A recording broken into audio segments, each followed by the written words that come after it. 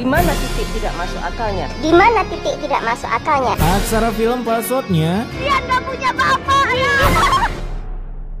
Hai guys, kali ini gue akan membawakan kisah begal motor dengan para warga yang tak berani melawannya karena takut malah berbalik dijadikan tersangka. Cuaks. Ingat guys, kalau ada begal lari aja cuy. Takutnya nanti begalnya wasted, elunya boosted. Oke, seperti biasa daripada berbacot lebih lama lagi, mari kita gaskan. Film ini dibuka dengan kejadian yang super basi banget karena hal ini sudah sangat biasa terjadi. Kalau kalian lihat hal seperti ini, fix kalian ada di Wakanda cuy. Di sana si tukang ojek pun berusaha mengejar si begal sampai sebuah atraksi pun langsung terjadi. Buset dah. Gak apa-apa pak, pilihan yang tepat. Lebih baik wasted ketimbang lawan begal terus malah jadi tersangka. Cuaks. Setelah berhasil mendapatkan motor, Jaka tanpa sembunga bawa golok gak nyambung goblok ini langsung menjualnya di dealer keliling, yaitu bapak ini dengan harga 11 juta. Dan setelah deal dengan harganya, sang pembeli pun memberikan salam RCTI oke. Karena puas akan kerecingan motornya. Emang gampang bener nyari uang di Wakanda cuy. Nah malam harinya Jaka pun pulang dengan full cuan. Tapi saat di jalan ia pun kembali mendapatkan info motor embit ember yang nganggur. Namun baru aja mau menghayal maling itu motornya malah nggak mau hidup. Sehingga Jaka pun berhasil menerima tinjuku tak pernah meleset. Santai bang, kalem, entar wasted abang yang jadi tersangka loh. Kala itu Jaka pun langsung dibawa ke kantor polisi, sedangkan emaknya yang berada di rumah langsung diberikan kabar oleh Zilong yang berlari menggunakan ultinya. Dan ketika sampai di kantor polisi, tentunya si mak nangis kagak karuan karena cuma Jaka doang yang menemaninya di rumah, sedangkan bapaknya udah wasted karena dia mau masak akibat ketahuan ngebegal. Mobil polisi auto bintang 6. Alhasil setelah diingatkan oleh emaknya, Jaka pun berjanji akan tobat. Tapi karena nasi udah jadi bubur, si Jaka pun harus tetap menjalani hukumannya di penjara.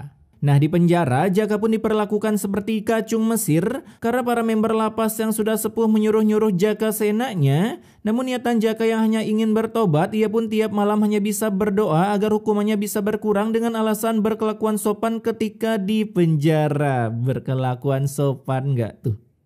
Dimana kata-kata gue ternyata terkabulkan karena hanya butuh waktu 3 tahun doang. Kini si Jaka pun sudah bebas dan langsung melakukan sujud syukur di depan kaki emaknya meskipun ada bau-bau terasinya. Kemudian ketika perjalanan pulang, mereka pun tak sengaja menabrak tanker yang sedang berkeliaran di sekitaran kampung. Sampai si Jaka pun menerima sebuah kata-kata ramah lingkungan yang mantap jiwa. Bukannya dia di penjara? Iya bu, kita harus lebih hati-hati. Bener juga sih, ya namanya juga mantan begal. Kita nggak tahu kan dia udah tobat atau enggak. Mantan koruptor aja keluar lapas malah nyalek. Cuaks. Ketika sampai di rumah mungilnya ini, ibu sendirian dong ya? Oh tentu tidak. Hasil dari tragedi ini, si Jaka pun berjanji tak akan meninggalkan emak satu-satunya kecuali punya emak baru mungkin ada opsi lain. Di mana hari itu juga si mak pun memasakkan Jaka makanan kesukaannya, yaitu roti jalamak 5 biadab yang rasanya begitu aduhai sebab makanan mematikan ini tak pernah dibuat di penjara kecuali kalian tahanan VVIP. Enggak dong. Dan selesai menyantap makanan yang lezat dan berbiji musrit, kini Jaka pun berusaha mencari info loker dengan ijazah SMA-nya serta pengalaman sebagai begal motor selama 2 tahun. Tapi baru aja diterima. Di sini tuh nggak nerima karyawan bekas napi kayak dia. Lihat guys, makanya jangan ngebegal blok, pada di blacklist kan di mata-mata orang. Karena di roasting oleh para warga, Jaka pun tak diterima kerja di mana-mana. Sampai saat mau lanjut mencari info loker, baru aja membantu si kids ini yang terkena bully. Aduh.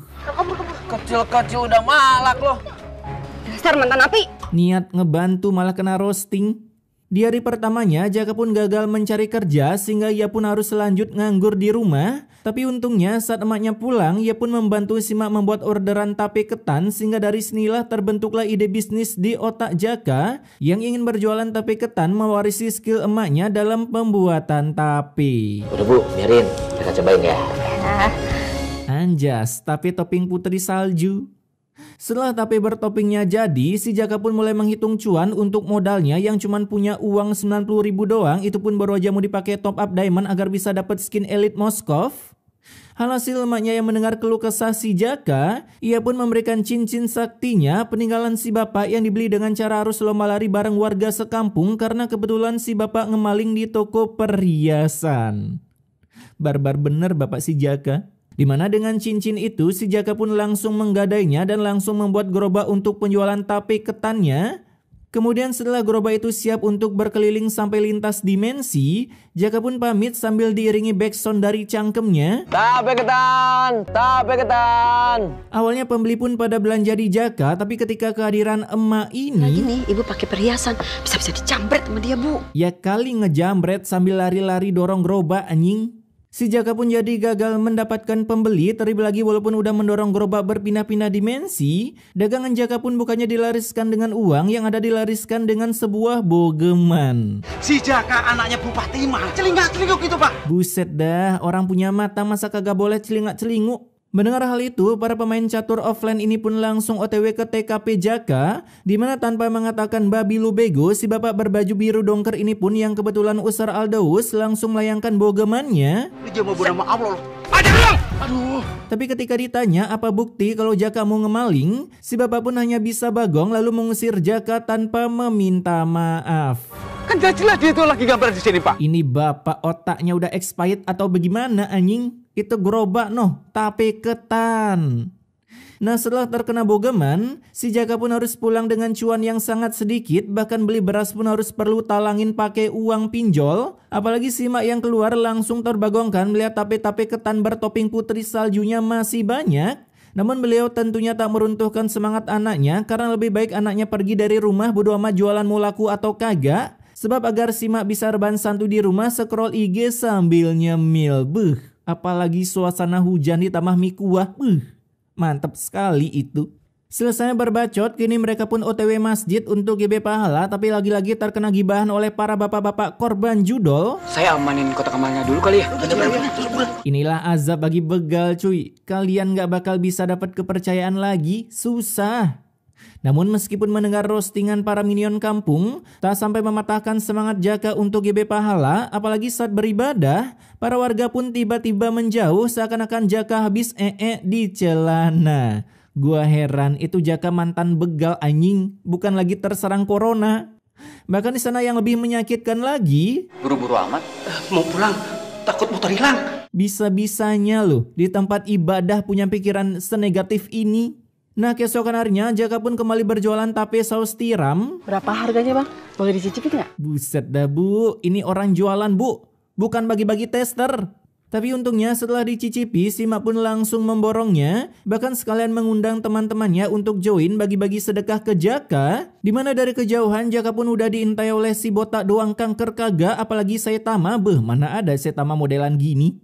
Kali itu ia pun datang buat meminta setoran perpajakan versi ramah lingkungan, karena kalau si Jaka tak mau bayar, ia pun akan dikeroyok skuad preman ini. Alhasil baru aja gacor, pendapatannya pun harus dipotong pajak keamanan oleh jejak si gundul ini. Sudah kubilang, nyari uang di Wakanda itu mudah cuy. Nah ketika lanjut keliling, Jaka pun bertemu dengan seorang kids ini yang habis top up diamond, dan karena uangnya habis, ia pun memberikan ketan tapi rasa odading mang olehnya agar bisa disantap saat lagi main FF. Namun sayangnya baru aja pulang, sang kakak bernama Bunga pun langsung mendoktrin adiknya agar tak dekat-dekat dengan Jaka si mantan Hayabusa. Tapi setelah adiknya klarifikasi kalau Jaka telah membantunya ketika dibully, si Bunga pun jadi batal mendoktrin adiknya dan lebih memilih mencaplok tape ketan buatan si Jaka. Ujung-ujungnya disantap juga. Di sisi lain emak Jaka pun bangga melihat dagangan Jaka laris manis sehingga ada uang buat pakai beli beras dan santapan lauk yang lezat dan berbiji mursid. Dimana karena kegacorannya ini, si Jaka semakin semangat berjualan besoknya, karena para warga sudah mulai mau percaya dengan dagangannya. Lalu tak berselang lama, ngesponlah si mamang recing ini di sana, karena rupanya begunal berhelm hanyut ini adalah gebetan Jaka yang pernah dekat dengan Jaka, tapi cintanya malah ditolak. Kasian. Sang brut duluan sih. Semoga lo bisa dapat pasangan yang lebih baik. Anjas gayanya, udah cocok bang jadi peliharaan Raju. Setelah mengenang masa lalunya, si begundal bernama Tina ini pun mulai merencanakan sesuatu. Karena saat Jaka pergi ke masjid buat GB pahala, datanglah manusia random yang ngambil gerobak Jaka. Alhasil saat Jaka selesai sholat, ia pun auto panik mencari alat penghasil cuannya yang ternyata udah ditilep oleh jejak si gundul ini. Gua buang ke sungai, langsung tenggelam, nggak kelihatan. Buset dah, jadi keinget film G30S KPI. Di sana si gundul ini pun gacor parah karena dibayar oleh Tina, sedangkan Jaka harus pulang dengan full muka seperti korban judol yang belum bisa full senyum karena belum serah terima bansos. Terlebih lagi si mak juga bagong mendengar berita Gorba Jaka ditilep hayam maling, dan kini Jaka pun mulai resah atas pertobatannya yang disangka gagal karena selalu mendapatkan kejadian yang begitu membgggggsstkan. Nah, keesokan harinya si Jaka pun kembali semangat berjualan setelah tobat kemarin hilap ngomong kasar. Aduh, ngapain sih kamu beli makanan kampung? Tandain mukanya guys, tandain makanan kampung. Ini tradisional mbak, dibuat menggunakan daki-daki tangan emak Jaka. Setelah mendapatkan roastingan, ada lagi kejadian yang sangat mencerminkan warga Wakanda. Sian gak punya bapak. Ini gue bisa tebak member game ramah lingkungan. Di sana si Kids ini lagi-lagi kena bully akibat dirinya ngepik tamus karena kebetulan baru belajar anjing. Namun untungnya ada Jaka yang langsung melerai perbulian itu, bahkan ingin mempites telinga mereka satu persatu. Emang salah ya kalau aku nggak punya bapak sama ibu? Kok gelap ya? Ya udahlah Kids, login ulang aja, siapa tahu kehidupannya lebih baik. Kala itu si Jaka pun sebenarnya ingin mengatakan kasihan tim tuh. Tapi karena sadar perannya di sini menjadi orang baik, ia pun berusaha menyemangati si Kids ini agar mengejar cita-citanya lalu menjadi kaya raya agar bisa mencicil bumi. Nah, selagi berdagang, Jaka pun datang ke tempat kerja kakak si Kids tadi yaitu Bunga, di mana pada akhirnya Bunga pun meminta maaf atas perlakuannya dulu yang pernah membegundalkan setelah mendengar cerita dari adiknya. Dimana setelah perbacotan itu, Jaka pun tiba-tiba kepengen beli baju buat emaknya sambil meminta nomor WA Bunga. Bisa ai lu tapi ketan odading. Sehingga malam harinya si mak pun auto bangga melihat kado dari anaknya yang padahal tujuan Jaka beli baju agar bisa dapat bonus nomor WA Bunga. Kak, bagilah nomornya, Bunga lumayan itu. Kemudian keesokan harinya, ada Bang Jaka, Kak Hanum kan suka. Buset, jangan belak-belakan gitu lah Kids. Namun baru aja mau nyamperin Jaka, datanglah pria berskin maghrib yang tiba-tiba memberikan Jaka dompet. Alhasil Jaka pun tiba-tiba dituduh kembali ke masa lalunya menjadi hayam maling sampai hampir dibawa ke kantor polisi, tapi untungnya ada Bunga yang langsung menjelaskan sekaligus menjadi saksi. Hingga para warga pun mengurungkan niatnya menangkap si Jaka. Ini mereka ngejar maling, terus lupa sama warna pakaian malingnya. Kok bisa anjing?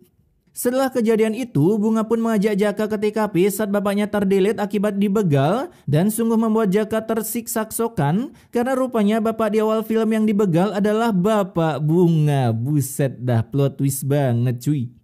Di sana tentunya Jaka belum mau ngaku karena takut cintanya ditolak lalu membuat rudalnya gagal meluncur. Di mana mengetahui hal tersebut membuat Jaka jadi frustasi dan mencurahkan isi hatinya ke si emak yang tentunya tak bisa berbuat apa-apa sebab emaknya bukan elit politik yang bisa memutarbalikan fakta.